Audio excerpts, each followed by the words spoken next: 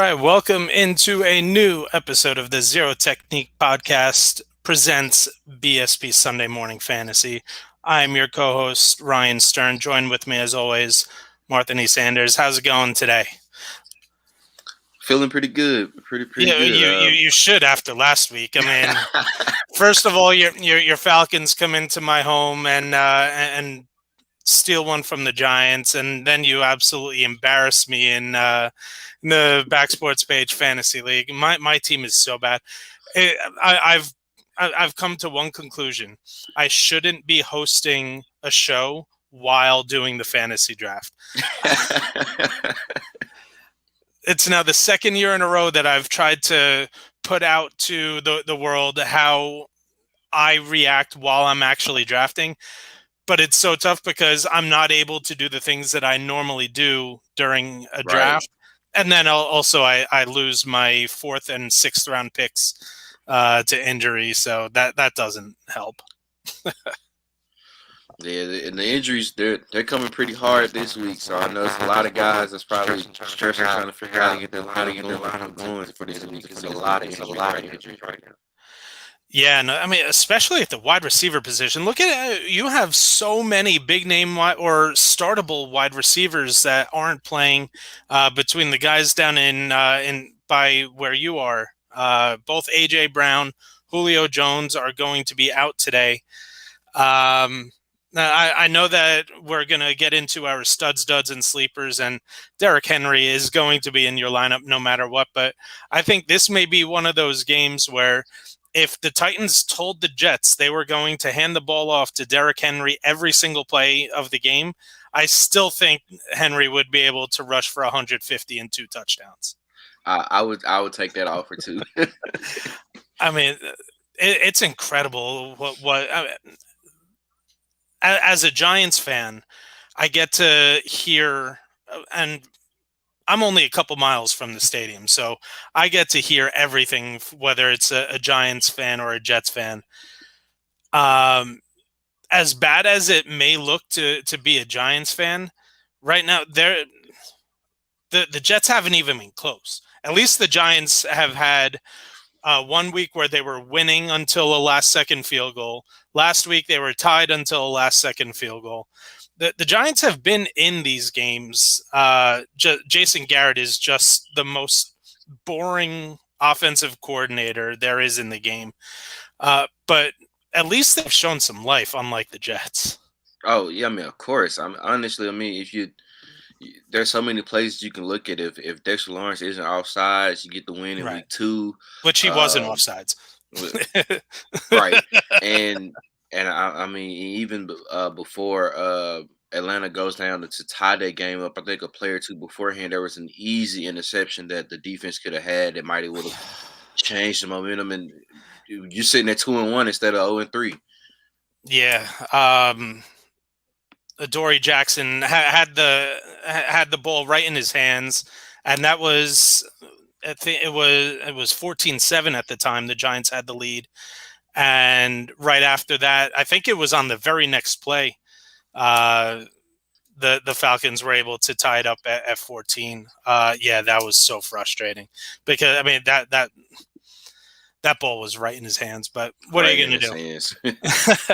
All right. So if you have lineup questions, make sure you send them in the comments, whether you're watching on Facebook, whether you're watching on YouTube or directly through Twitter. We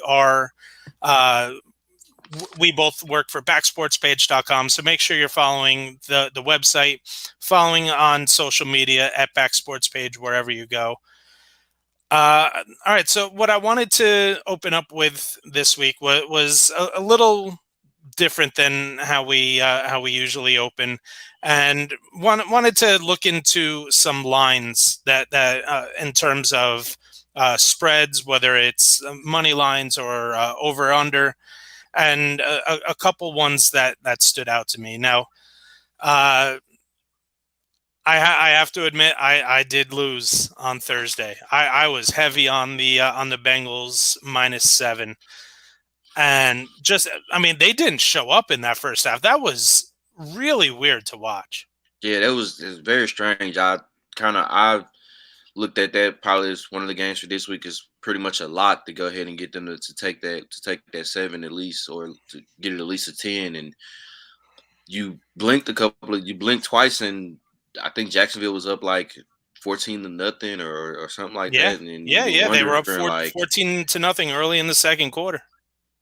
and it just it didn't look too good. But then, I mean, obviously, finally they ended up getting it turned around. But yeah, I probably would have been bummed out about that too if I was taking the Bengals on that, because it seemed like that they could have went on ahead, and 7 was good enough for them to go ahead and take that and possibly even get even more. So yeah, so we'll quickly run down start with the 1:00 games. We have the Houston Texans at the Buffalo Bills. Right now, the Bills are 18.5-point favorites. Yeah, I can't touch that spread, even though I think it'll be an easy cover for the Bills. That's just way too many points for an NFL team to be giving up. The line is set at 47. I would lean towards the under, and not because of the Buffalo offense, but because of the Buffalo defense. I don't see a way that Houston scores many points in this game. yeah, I don't see it either. Man, 17 and a half, 18 and a half is a 18 lot. and a half, but yeah. And it's gone up because Thursday it was 16.5. So it's gone up 2 points over the last 3 days. So that means all the money has been coming in on the Bills. I'm gonna say I can kind of see why the spread would be like that. Right. But I probably wouldn't, even though, like you said, that probably should be a guarantee too for them to cover that. I probably wouldn't touch that spread. I'd probably be looking more at the over under, or if you really just want to play super safe, just take the Bills on the money line. Yeah, and so the next game is another one that I think the spread is actually pretty good with the Giants at the Saints. The Saints are favored by 7. I don't feel confident enough in that spread to make me lean one way. There's a lot of value with the Giants on the money line at plus 260, but the over under is set at 42, and I love smashing the over in this game. With the over, yeah, I'm looking at the over under is sitting at 42. I think that's a good chance that it definitely could get taken over there. New Orleans' first real game back at home. Yep. Even though, of course, Jameis Winston hasn't really just been throwing the ball all over the field, but I mean, if he can mess around and go back and get another 3, 4, I don't see another 5 touchdown performance like he got back in week 1, but he gets a couple of touchdowns going. Alvin Kamara, it's a lot of chance. It's a good amount of points that could be put up in this game for sure. I'll go right there with you and take the over on it too. I wouldn't mess with the spread either. Just from there, we saw last week the Falcons were able to exploit the Giants with Cordarrelle Patterson coming out of the backfield with catching the ball. And is there a better wide receiver out of the backfield than Alvin Kamara? So we have seen not the Falcons, the Saints. They've been hit or miss a lot, but they do not have Desmond Trufant this week. Marshawn Lattimore will play, but I think that there could be points scored in this game. So another one that really stood out to me was the Cowboys Panthers. The Cowboys right now are 4.5-point favorites, and I just don't think that's enough. We've seen the Panthers look really good to open up the season, but who did they play? They played the Jets week 1. It's easy for a team to look good against the Jets. Right. Week 2, they played the Saints, but that was in Jacksonville. So it was supposed to be a Saints home game, but they couldn't. So I think that had a lot to do with why the Saints didn't show up the way that they did. And then they played a Davis Mills-led Houston Texans. So as good as they have looked, and hey, they deserve to be named as one of the top teams in the NFC so far. Dallas has looked dangerous. and they're at home this week. 4.5 just is not enough. I can see this easily being a 10 to 14 point game. Yeah, I think Dallas will crush that as well, and it's not really trying to like disrespect Carolina, but I mean, 3-0 is 3-0, but the Right. teams we just named, and playing the Jets and the Texans, and then anytime you're playing a divisional opponent, that's it's almost a toss up, so you just never know what can happen there. But with no Christian McCaffrey, no J.C. Horn, and the way that Dallas looked this past Monday, if they can keep that rolling, they're crushing their 4 on that spread for sure. Yeah, they certainly look to be the class of the division. So those are a couple of the games that I like for this week. Right now, we'll start to get into our studs, and sleepers for your lineup. Again, if you have lineup questions, send them into the comment section below. We will answer them live on air. So let's get started with our studs of the week and quarterbacks. Who you have as your stud quarterback? I'm going to steal one from you, the one that you took last week, which you nailed it with Kirk Cousins. Yeah, I think he can do it again this week playing Cleveland. I know people are probably looking at that defensive line and the 9 sacks that they got last week against Chicago, but that's Matt Nagy. And it was also Justin Fields making his debut, and you could tell that you had a ripe quarterback for the taking. Yeah, and I mean, so outside of really the dominance that they had last week, Cleveland has gave up quite a few points. They playing Pat Mahomes back in week 1, and even Tyrod Taylor before he got hurt had a pretty good outing against Cleveland. So I like Kirk Cousins this week too, especially the fact that he's been in the 20s all season. So yeah, he right now he's one of the safest quarterbacks in fantasy football. Dalvin Cook is active for today. I'm not sure how much they rely on him. We saw last week that when Alexander Mattison was in, he was more effective in the passing game and he had a good game on the ground too, but he was able to exploit teams in the passing game as well. And then you have those 2 studs at wide receiver. So it's tough not to like Kirk Cousins because he just provides such a high floor. My stud of the week is Matt Stafford. I mean, look at what this LA Rams offense is doing. They took it to the Buccaneers, and I know the Bucs secondary has been riddled by injuries. They brought in Richard Sherman, and he's going to start despite being signed, 2-3 days ago. right. I'm sorry. Sherman, he didn't sign with Arizona. He signed with Tampa Bay. Yeah. So the Tampa Bay defense just has not been good. But Stafford, he just throws the ball all over. He has so much belief in his wide receivers. Cooper Kupp is the number 1 wide receiver in fantasy football so far. This could be a get-right game for Robert Woods. We haven't seen him acclimated. There are just so many weapons. Deshaun Jackson has turned back the clock. He's in typical Deshaun Jackson.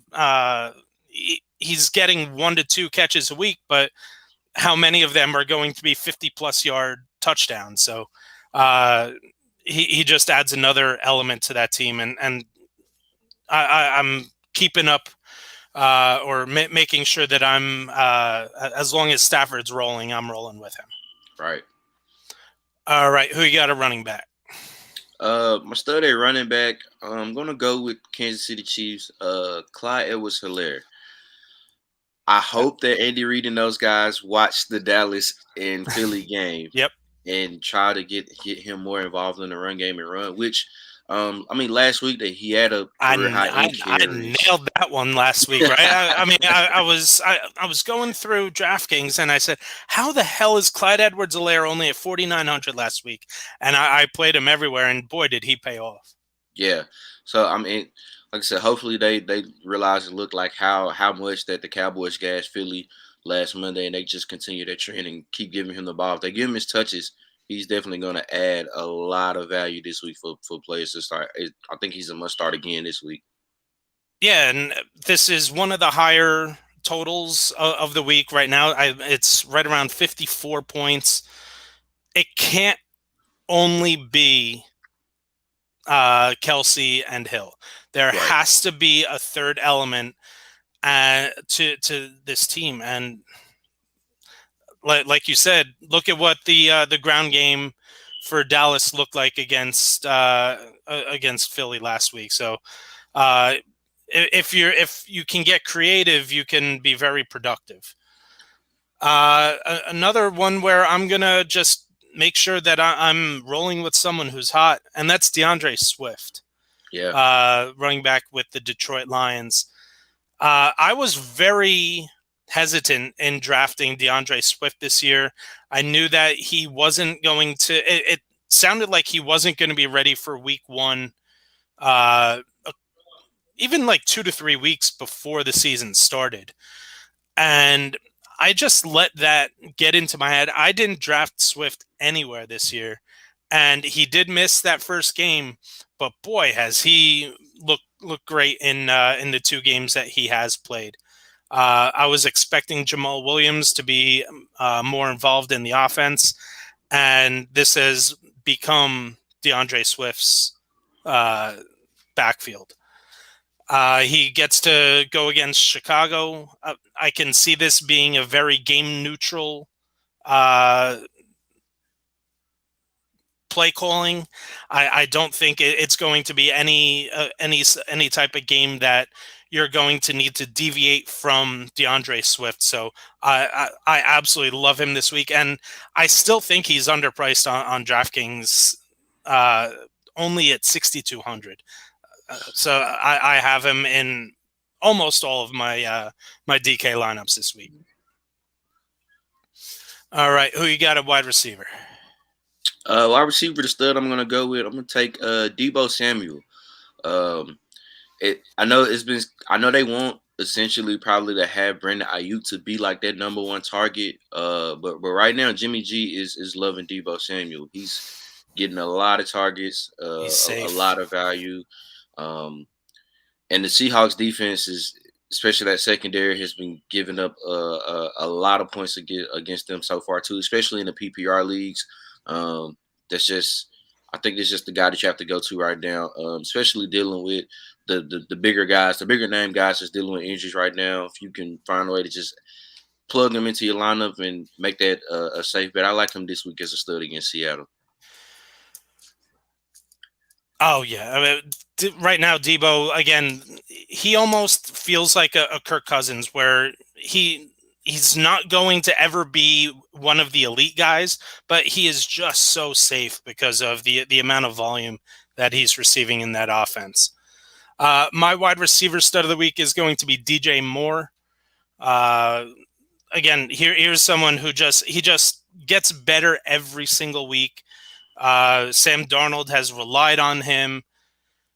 I do think that this could be a game where if Dallas is up 2 to 3, what if they're up 14, 20 points at halftime? They're going to throw the ball every single week, every single play. Remember, no Christian McCaffrey. Chuba Hubbard is going to be the main guy there. But I think this is going to be a week they're going to rely on the passing game, and DJ Moore is just the guy that is the most reliable. And finishing off our studs of the week with tight ends, who you got? He's been quiet kind of much for the whole year, but I think this might be finally his get right game. He could have probably had it last week, but didn't get any targets at all. I'm going with Kyle Pitts. I don't know what took Atlanta so long to finally even give him a target that game last week against New York, but Washington defense has been very underwhelming so far this season. I just think eventually this has to be one of those get right games here for Kyle Pitts to kind of live up to that hype of being that number 4 overall pick and getting these targets. I mean, it has to come eventually here. This has to be the week they're for Kyle Pitts. Yeah, and this was why preseason or during draft season, in any type of redraft, I could not take Kyle Pitts at the ADP that he was going at. Rookie tight ends have the biggest adjustment to the NFL. As I've said before, would you ever consider Evan Ingram to be an elite tight end? Not elite. No, not elite. he's not an elite. He's never been an elite tight end. Evan Ingram still holds the record, or he has the best fantasy season by a rookie tight end of all time. That just goes to show you how difficult it is for rookie tight ends to adjust to the NFL. This could definitely be one of those games, especially no Russell Gage in the lineup. It has to come. He's too talented to be held down all year long. I think it will be inconsistent, but it does have to come. Matt Ryan has to understand that he needs to get playmakers the ball. My tight end stud of the week is going to be in the same game, but on the opposite side of the field, and it's going to be Logan Thomas. We saw the Giants try to get Evan Ingram involved in the game last week. Unfortunately, Evan Ingram, my goodness. I think it's a good thing this week that Evan Ingram is playing on the road. He needs to get a good game under his belt because every time they looked his direction, especially after that fumble, he just got booed by his own fans. But they kept on wanting to get him involved in the game. Logan Thomas is going to benefit, I think, from Curtis Samuel being active. Teams were able to focus on Logan Thomas as the number 2 target in that offense. I think with Antonio Gibson being not 100% healthy, he is active, so he will play. I don't think he's going to give the greatest output today, but I think he's going to benefit from attention being put elsewhere. So I do like Logan Thomas this week. All right, let's go to our dud section of week 4. Again, if you have lineup questions, make sure you're sending them to us in the comment section. Dud quarterback of the week. Who you got? Man, I don't want to pick on him. I got a couple of them, and I think rightfully so. But the main one I'm really picking at. I hate that I'm gonna pick on him, but Ben Roethlisberger. I'm not touching him at all this week. Probably until something shows. It'll be a while before I either come Big Ben's way. I mean, no. I think it's Chase Claypool. He's out. Claypool is out. Deontay Johnson and Juju will play. But again, unless you're in a point per completion league, yeah, you have to steer away from Roethlisberger. He's just, he averaged under 5 yards per attempt last week, which is just, it's insane that you can, and Najee Harris had 19 targets or something like that. My goodness. But yeah, Roethlisberger, he just has no arm strength with that torn pec. I'm going to go out on a limb, and Lamar Jackson is my QB dud of the week. Going against a good defense with Denver. He missed most of the week in practice with a back flare-up because of that flip into the end zone against KC. I don't know what he's thinking. But again, this is a really talented defense. We haven't seen any of the wide receivers break out. we haven't even seen Mark Andrews break out. He's been consistent, but he hasn't lived up to that fifth or sixth tight end off the board value that you were expecting so far. And again, I just don't trust. And if you have a quarterback with a back issue, you're not going to want to have him take hits. And Lamar Jackson's value is in the running game. And if he's going to shy away from running the ball because of the back, I can't play him. It may be tough to sit him in a season-long league, but in DFS, he was not even in consideration for me. Running back dud of the week. Who you got? My dud of the week that I'm going with James Conner from the Cardinals.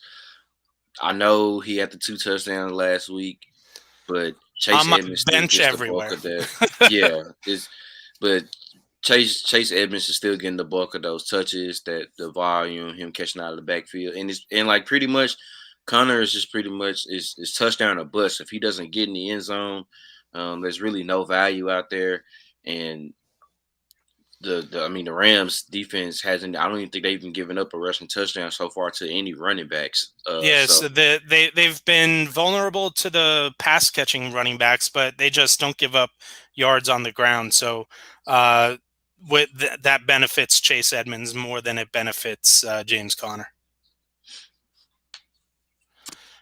And my running back dud of the week is going to be Damian Harris. This is another one where Tampa Bay just does not give up yards to the running backs. I think that this is going to be one of those games where maybe Bill looks at the other sideline and sees Brady over there and wants to show off his new toy with Mac Jones. And again, this Tampa Bay secondary has been snake bit with injuries. Maybe they're gonna N'Keal Harry is going to be active for the first time this year. Maybe they look to unleash Mac Jones in this game, and that would not benefit Damian Harris as he's not involved in the passing game. Although it's going to be interesting to see how they split up those targets that used to go to James White. Are they going to go to Damian Harris? Are they going to go to someone like a J.J. Taylor? Or do they just get them out to the tight ends? Maybe get Jonnu Smith and Hunter Henry more involved, which I think is the more viable option for this team. So Damian Harris is going to be someone I'm avoiding this week. All right, dud wide receiver. Who you got? Man, I really don't want to call this a dud because, like, depending on how your team's looking, and if you have one of those bigger name wide receivers who were hurt and you ended up playing him, then you kind of have to. But my dud, I'm gonna go with Michael Pittman Jr. Even though he's had great output pretty much so far in the season, especially with team wide him being out there, he's definitely getting the targets. It's really just more so of a matchup thing, knowing that he's probably going to get Xavier Howard or Byron Jones on him. But I don't want to say he's like a complete dud. Low end, you probably put him in as a wide receiver 3 or in a flex, or if you're in a super flex league, then of course, still go ahead and play him. But don't be surprised if he doesn't match like his normal output that he's been putting up the last couple of weeks. Yeah, this is where, and especially was it Quentin Nelson was just put on IR, so yeah. he's going to miss at least 3 weeks, and that's scary. But you're talking about maybe the most complete offensive lineman in the league right now. It's another reason why I'm not in love with Jonathan Taylor this week. But yeah, this is one of those games where I'm in DFS I'm looking to avoid because I just don't see a whole lot of points being put up in this Miami-Indianapolis game. My wide receiver dud of the week, and I mean, this is someone who right now is a top 12 wide receiver. It's Brandon Cooks. Brandon Cooks has just been so heavily involved. He's the only one that anyone can trust in that Houston Texans offense. But how do you play Brandon Cooks with Davis Mills at quarterback against that Buffalo defense? They're the number one defense so far in the NFL this year, and it's not going to stop this week. As much I have Brandon Cooks on at least half of my teams. The value was just too great in draft season. I knew that he was going to be heavily targeted, even if the targets weren't great. He was still going to be involved, and he has been wonderful so far. But yeah, this is a week where I'm steering clear. All right, let's wrap up our duds of the week with tight ends. Tight end dud I got this week. You mentioned him before, and it's Jonnu Smith. For some reason, right now he's just not catching the ball enough. Yep. A lot of drops, and it seems like right now that the Patriots are leaning more towards Hunter Henry than they are Smith. It's just, I mean, we know, like I said, it's hard to run on Tampa Bay. So we know to deal away all the running backs and to figure out how they're going to get everything dispersed out between the weapons. But it's just not being sure-handed right now, and the way that they're playing Hunter Henry more than Smith, I'm staying away from him, which it's odd because which is the offseason when the moves were being made, we were thinking, man, all these weapons right here, and you're thinking maybe with the Cam Newton that this would be perfect for Jonnu Smith, but it hasn't gone that way so far. It's fine because they're still utilizing both tight ends, but and I think before the season started, everyone was under the assumption that if one of the tight ends was going to stay in and block, it would be Hunter Henry, and they'd turn Jonnu Smith loose. It's been the opposite. Hunter Henry is running more routes per game than Jonnu Smith. It's tough to try. You almost have to keep him on your roster because the breakout can come at any time. But it's just unsafe to play him right now. My tight end dud of the week is going to be Robert Tonyan. We're just not seeing the same target share that we saw last year. He's especially in the red zone. Last year, I think he lead all tight ends in touchdowns last year, or maybe just behind Kelsey. Yeah, he was up there. Either he was I know he had double-digit tight ends, double-digit touchdowns last year, and he's just not getting those important targets. The Steelers' defense has definitely not been what we saw for the majority of last year. They do get T.J. Watt back this week. But they don't give up a whole lot to the tight end position. They've got a great group of linebackers. So I am steering clear of Robert Tonyan this week. Again, if you have lineup questions, make sure you're sending them in the comments. We'll answer them live on air. This is interesting news that I'm just coming across. Jay Glazer is reporting that the Eagles are no longer interested in trading for Deshaun Watson. It looks like that if a team is going to trade for him, it'll be the Miami Dolphins. And, I mean, you have to be worried about Tua.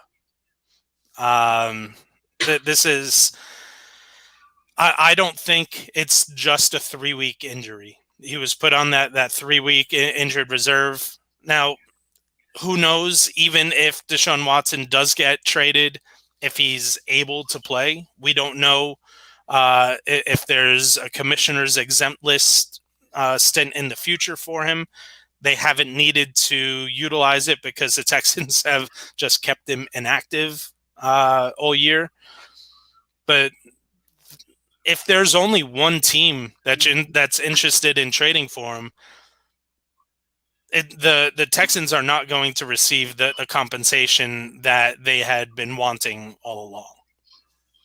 Yeah, it just it's pretty it's very very complicated on what's all this was going on how they're moving with Deshaun Watson, how they want to do things. The offers, what's being talked about, and who's in the running, who's not in the running. Um, it's it's a lot of head turning, head spins definitely that's going on with this situation.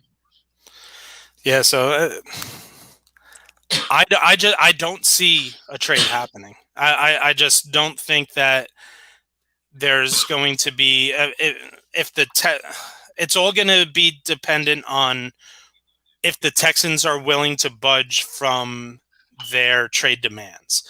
Yeah. Because I mean, from what has been thrown out, we're looking at anywhere between 3 and 5 draft picks plus a defensive starter. There's nobody that's going to give up that much for, and especially if it's a team bidding against themselves. The Dolphins cannot give up that much collateral. Yeah, and not knowing if and when Watson can play, it's just it's a lot of variables and not enough definites for it to try to do anything to want to make the moves, and then especially the demands that Houston are asking for is very daunting. Oh, absolutely. All right, so we will get into our it's my favorite part. It's the sleepers of the week. Let's find those values, especially on DFS, or those guys where if you have an AJ Brown, if you have a Christian McCaffrey, some of these guys that are not playing this week, that you need to search for. Let's find those diamonds in the rough. Quarterbacks sleeper of the week. Who you got? My sleeper of the week, I'm going with Taylor Heinicke.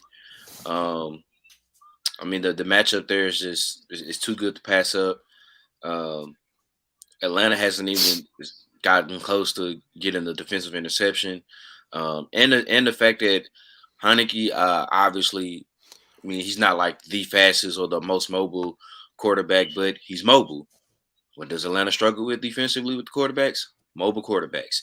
I just think this is a great sleeper matchup for you there. That if you have like if you had a Ben Roethlisberger that you're not leaning on anymore, you were starting a Ryan Tannehill, but you know he doesn't have his weapons, and you don't think he's going to do much. I think Taylor Heinicke is a great replacement there to put in for a sleeper lineup. Yeah, Heinicke was going to be where I was going as well. I'll pivot to Sam Darnold. Again, no Christian McCaffrey. We don't know what sort of involvement there or that they're going to give to the running game this week with Chuba Hubbard, maybe even a Royce Freeman. And they're playing against Dallas, who is going to put up points. So Sam Darnold's going to have to throw the ball, and we haven't seen a great defensive output by the Cowboys yet. I really like Sam Darnold as a cheaper option this week. All right, let us move over to the sleeper running backs. Who you got?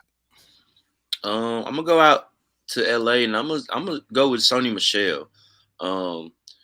I mean, he's starting to get a little bit more touches now, and I'm not quite sure if Derek Henderson is going to play or not. He is going to play this week.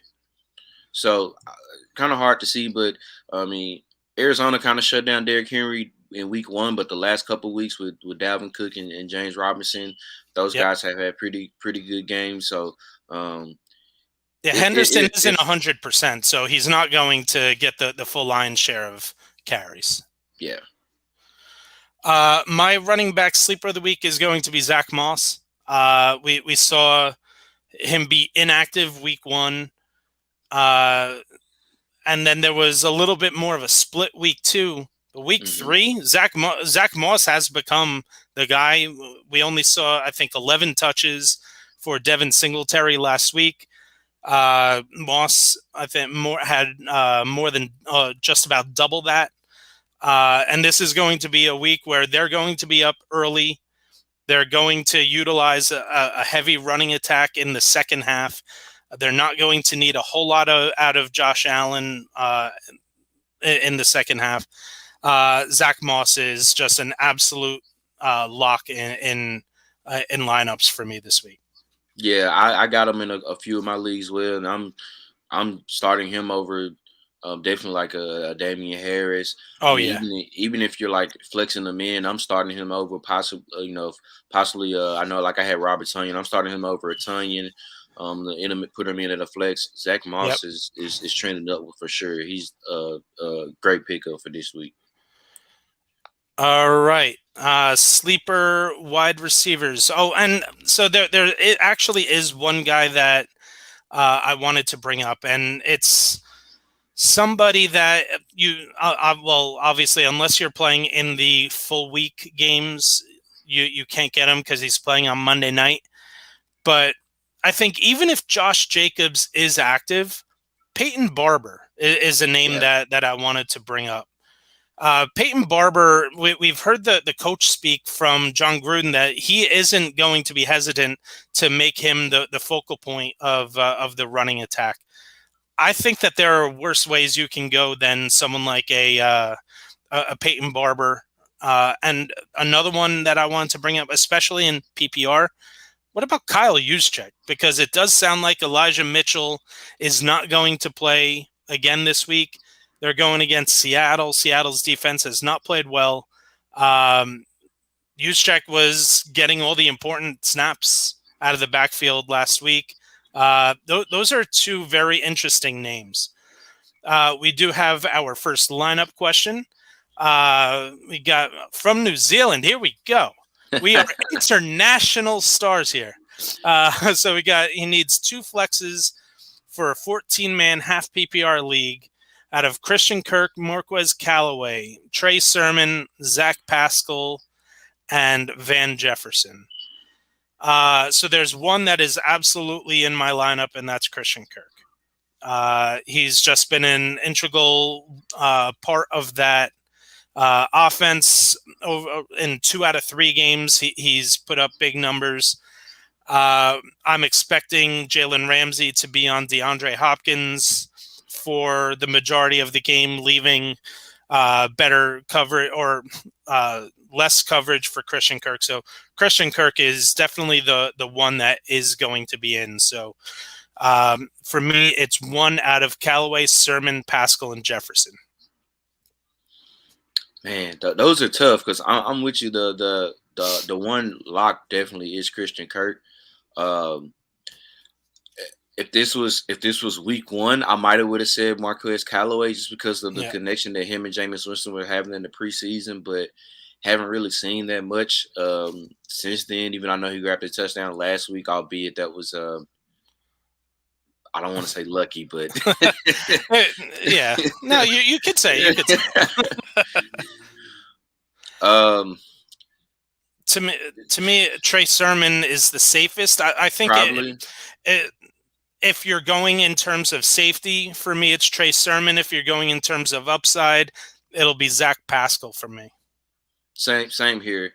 I'm probably if I were safe, I'm probably going with Trey Sermon, but Pascal can definitely have that upside too. So I say Christian Kirk and Trey Sermon or Zach Pascal.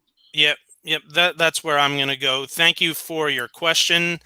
Keep rolling them in. All right, we are now going to turn our attention to sleeper wide receivers on the week.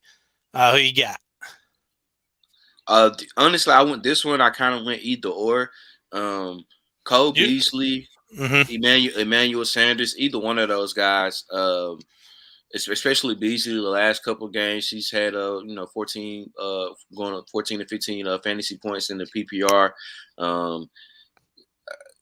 Going against the Houston defense, I mean, they could possibly put up a lot of points here early. Everybody could probably get their fair share in this one here. But either or with Cole Beasley or Emmanuel Sanders, just because of the output that Emmanuel Sanders had last week as well. Oh, yeah. Cole Beasley, again, this is going to be a week where I am. Let's see. So you have to feel comfortable starting Josh Allen. You have to feel comfortable starting Zach Moss. You have to feel comfortable starting Stephon Diggs, Emmanuel Sanders, Cole Beasley, and even Dawson Knox. Yeah, That's 6 Bills that I'm comfortable starting in this game. Um, yeah, pick your poison. right. That's it. Really is whoever you feel most comfortable with. Yeah, and Beasley more in a full PPR for me. If it's standard or half, I'd probably lean more towards an Emmanuel Sanders. But yeah, why not? Why not? He's going to get heavily targeted. Um, yeah, so I'm going to go with 2. I'm going to give you one for a season long and one for a deep dart throw in DFS.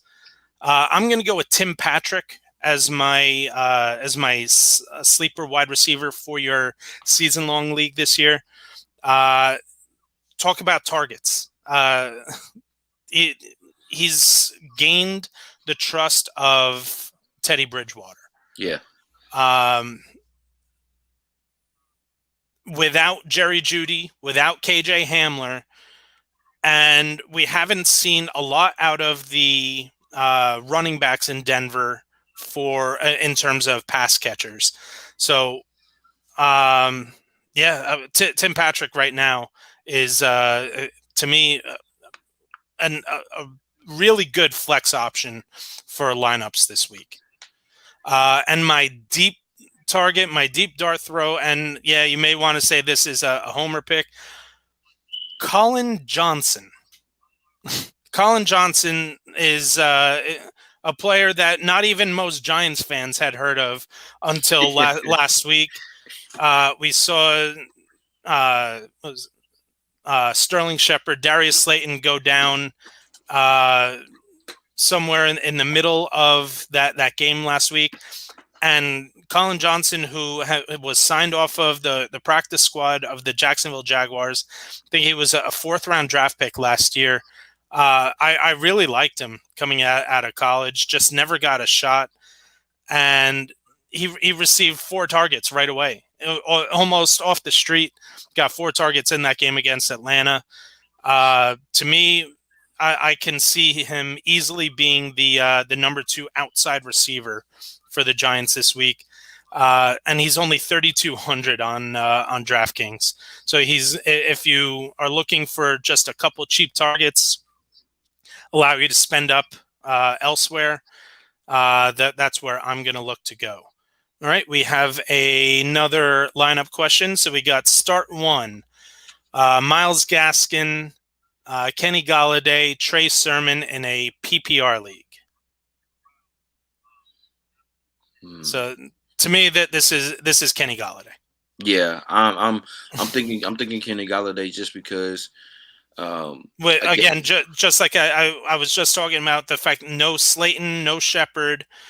Not every target is going to go to Colin Johnson.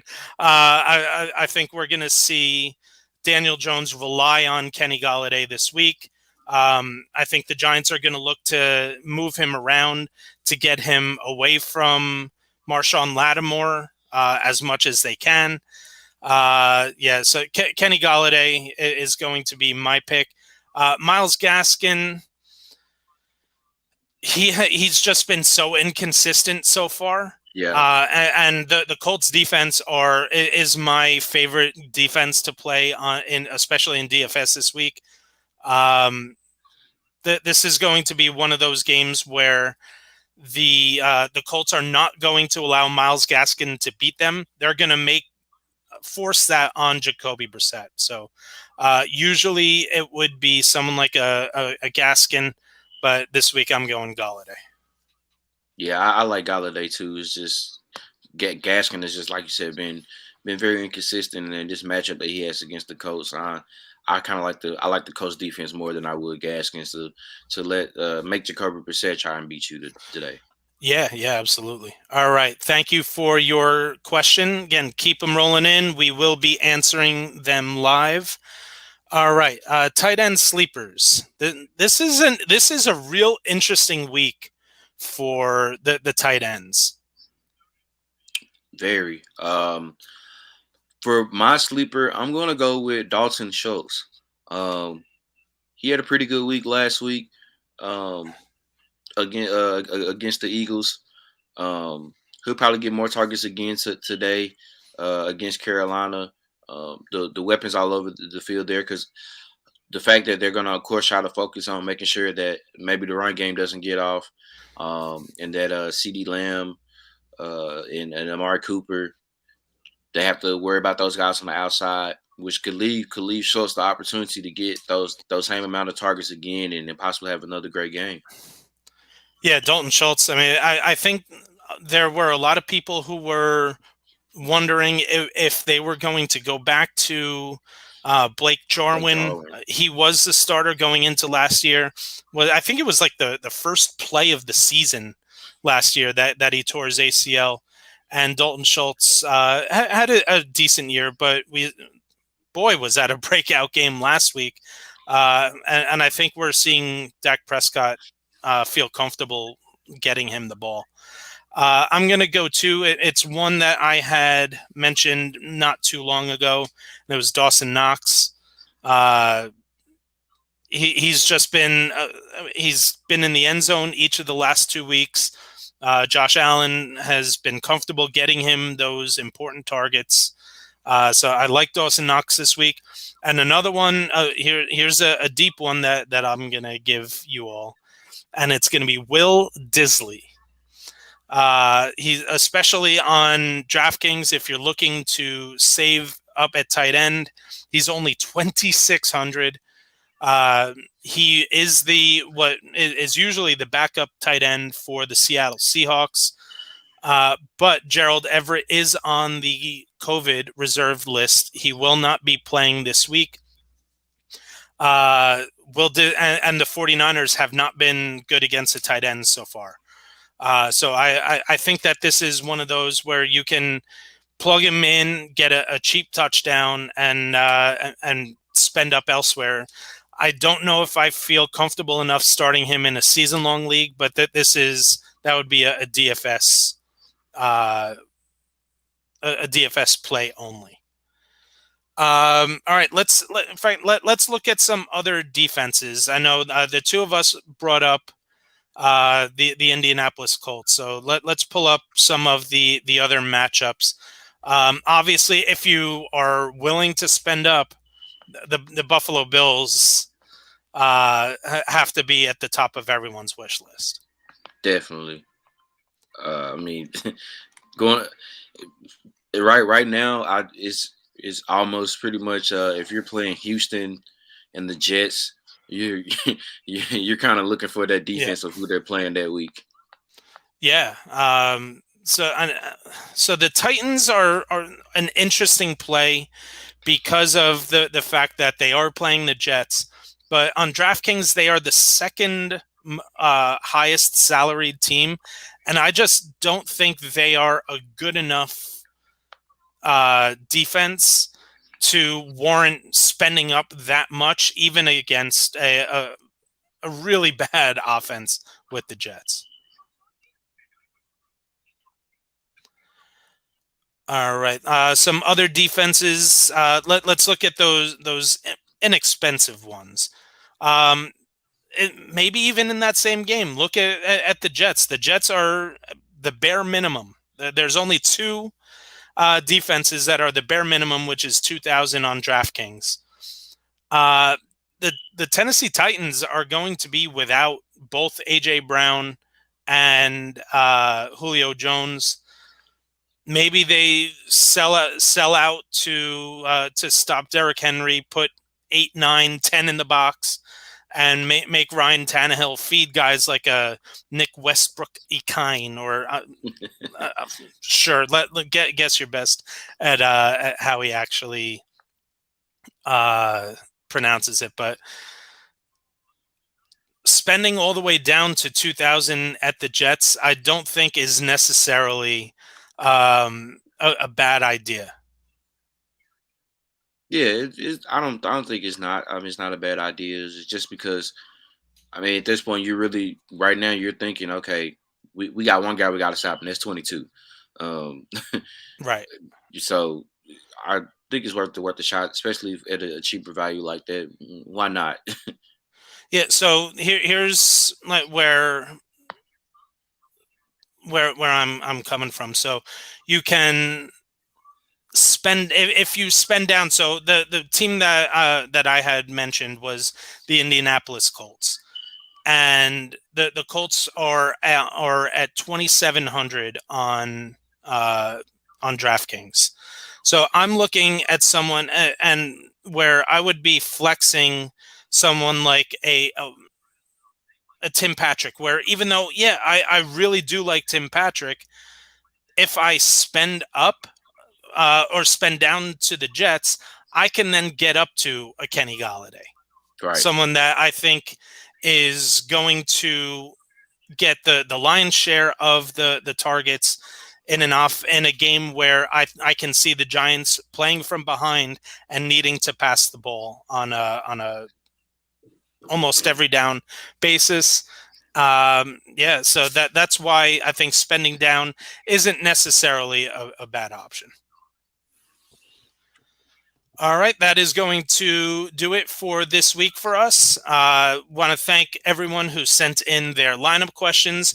Make sure that you are clicking subscribe to Backsports page here over on YouTube, or make sure you're following on Facebook and Twitter at Backsports page, also on Instagram. I am at rstern33 on Twitter. Marthony is at IM_M_Sanders_. And make sure you're checking out Backsports page for all the great content going up. Marthony, thanks for joining, and Yes, we'll do this again next week. Always. All right, be well. Yes, sir.